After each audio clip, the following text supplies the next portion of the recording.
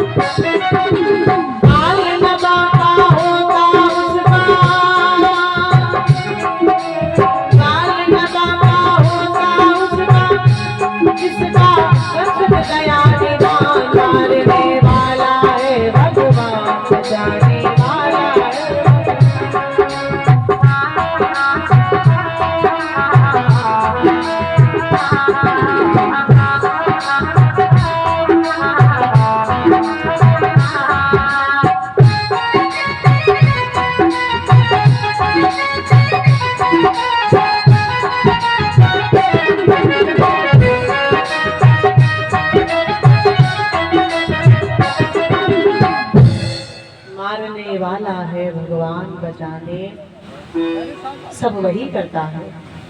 हिरण्याकश्यप को क्रोध आया, बहन के पास गया, बोले बहन तुम्हें भगवान से वरदान प्राप्त है, अपनी चीर कोड़ करके इसका अंत कर दो। होलिका ने भी अपने प्रहलाद को समझाया, पर प्रहलाद ने एक ही जवाब दिया, मैं जीवन पर्यंत भगवान का नाम नहीं छोड़ूंगा, चाहे भले मेरे प्राण ही क्यों ना चले जाए। होलिका ने अपनी गोदी में बिठाया प्रहलाद को, बैठ गई लकड़ियों के घेर पर, अपनी देव का आवाहन किया। मेरे गोविंद की कृपा, मेरे भगवान की कृपा, हवा चलने से वो चीर उड़ करके प्रहलाद के ऊपर गिरा। होलिका जल करके खाक हो गई। बोले आनंद कंद भगवान की। कहते हैं उसी दिन से हम सब होली का उत्सव मनाते हैं। ये होली का पर्व उसी दिन से चला, लेकिन अंतर सज्जन रंग गुलाल से खेलते हैं और दुष्ट जन कीचड़ और धूली से खेलते हैं। यही पहचान है देव और दानव की। बोली भक्त वत्सल भगवान की। प्रहलाद को लेकर आए हिरण्याकश्यप अपने घर के आंगन में एक लोहे का खंभा गर्म किया, जिस पर प्रहलाद को बांध दिया। पूछा बता तुम्हारा राम कहाँ है? प्रहलाद ने कहा मेरा राम तो सुनो, वह तुझ में है, वह तुझ में है, इस घर में है, इस घास में है, आकाश में है, पाताल में है, इस खंभ में है, तलवार में है।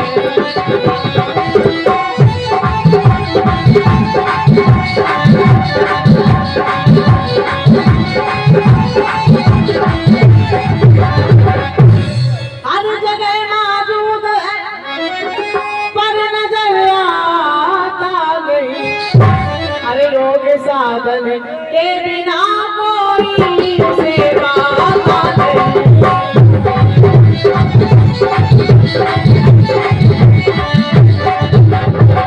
क्या कहा? मेरा नाम पूछते हो तो सुनो, हर जगह मौजूद है पर नजर आता नहीं, योग साधन के बिना कोई उसे पाता नहीं। है हवा आकाश में पर दिखलाती नहीं। किसी ने हवा को देखा है? लेकिन जब चलती है, हमारी त्वचा पर स्पर्श होती है तो पता चलता है। मेहंदी के पत्तों में लाली जिस तरह मशहूर है, उसी तरह वो परमात्मा हर रंग में अनुकूल है। कि तुम अपनी इंद्रियों को मन के कलर में घिस लो, ज्ञान का गोटा लगा अच्छी तरीके पीस लो। जब तुम्हारा मन सुमन बन कर के काबू आएगा, देख लेना उस समय वो राम नजर आएगा। मेरा नाम हर जगह है, कोई ऐसी जगह नहीं जहां मेरा परमात्मा ना हो।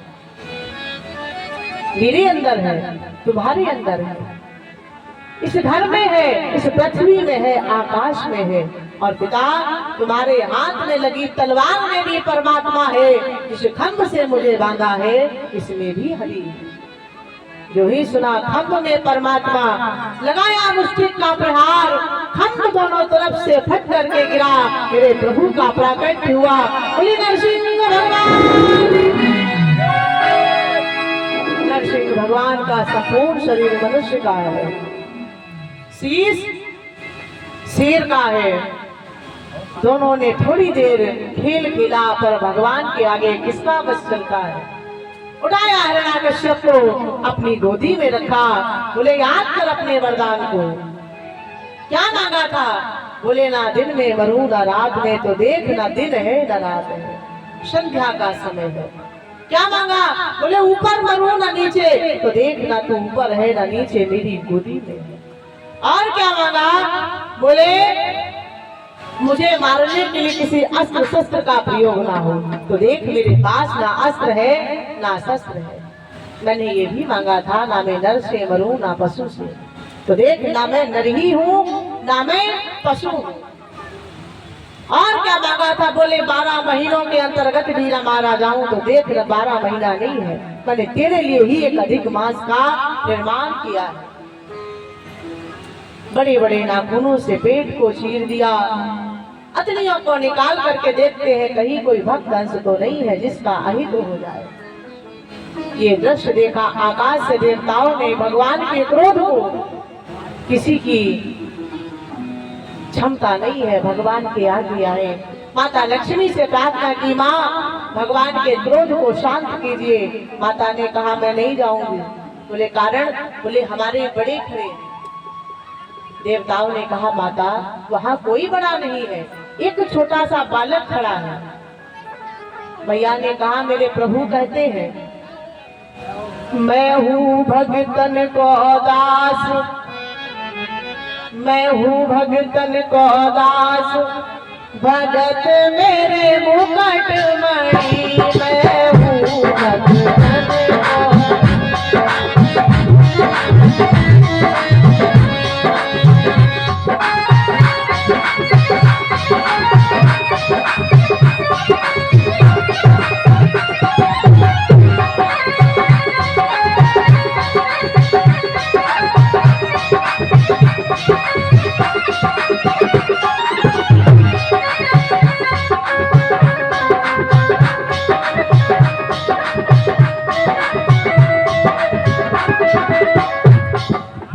भगवान कहते हैं मैं हूँ भगतन को दास, भगत मेरे मुकुट मणि।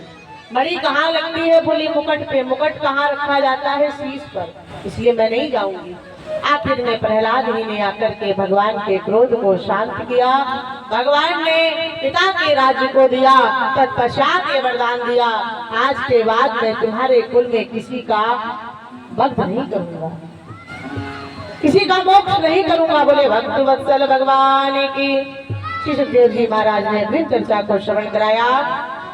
आत्मा वासमिदं विश्रयतं किंसगत्या जगत् तेन तकेन भूतिवा करयशरेण। 8वें अध्याय के 8वें स्कंद के प्रथम अध्याय के 10वें श्लोक में वर्णन किया है श्री सुखदेव जी महाराज ने गज और ग्राह की लड़ाई को। जो गज भूलि नहीं सुनियो पर त्यों हरि नाम पुकारो। कब पुकारा? जब जरासी सूंड ऊपर रही, ग्राह अंदर की ओर खींच रहा है और गज बाहर की ओर। आखिर में भगवान के नाम का स्मरण किया, भगवान ने आकर के ग्राह का उद्धार किया और गज को उद्धार कर दिया। बोले भक्त वत्सल भगवान की। दोनों ही अपने अपने धाम को जाते हैं। उसके बाद मेरे प्रभु ने समुद्र मंथन किया, जिससे 14 रत्न प्राप्त हुए। 14 रत्नों के क्रम क्रम से बंटवारे किए गए। बोले भक्त वत्सल भगवान की जय। उसके आगे महाराज हरिश्चंद्र की पावन गाथा को श्रवण कराया। संसार विदित है महाराज हरिश्चंद्र सत्यवादी है। ब्राह्मण के लिए अपना सारा राजकोष संकल्प पढ़ दिया। 60 बार सोने का ऋण है। अपनी पत्नी और पुत्र के साथ काशी नगरी आए। काशी नगरी में आवाज लगाई, देवी तारा को पुत्र को एक ब्राह्मण के यहाँ भेजा, स्वयं मरघटिये का कार्य किया। एक रोज रोहित को नाग ने डस लिया। वो नाग कौन था? स्वयं मुनिवर विश्वामित्र जी। देवी तारा ने देखा तो विलाप कर रही है। लेकर के कहाँ गई? बोले मरघट ने। हरिश्चंद्र ने कहा देवी अंतिम क्रिया तभी होगी जब तुम इसका कर दो।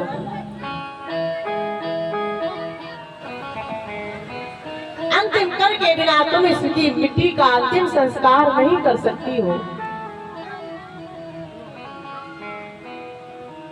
देवी तारा ने कहा मेरे पास यहाँ तो कुछ भी नहीं है, मैं कहां से तुम्हें कर दूं? मैं तो खुद ही असहाय लाचार हूँ। मेरे पास धनमात्र का एक किंचित फूटी कौड़ी पास नहीं है।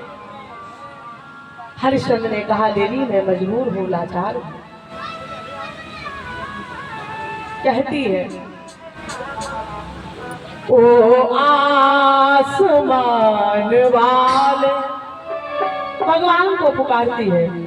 ओ आसमान वाले जमीन पर उतर के दे।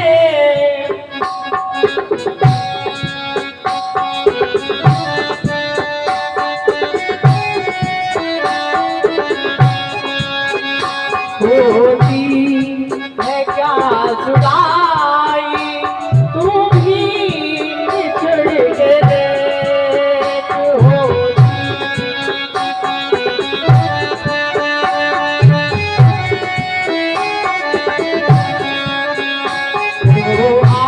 आसमान वाले जमीन पर उतर के दे।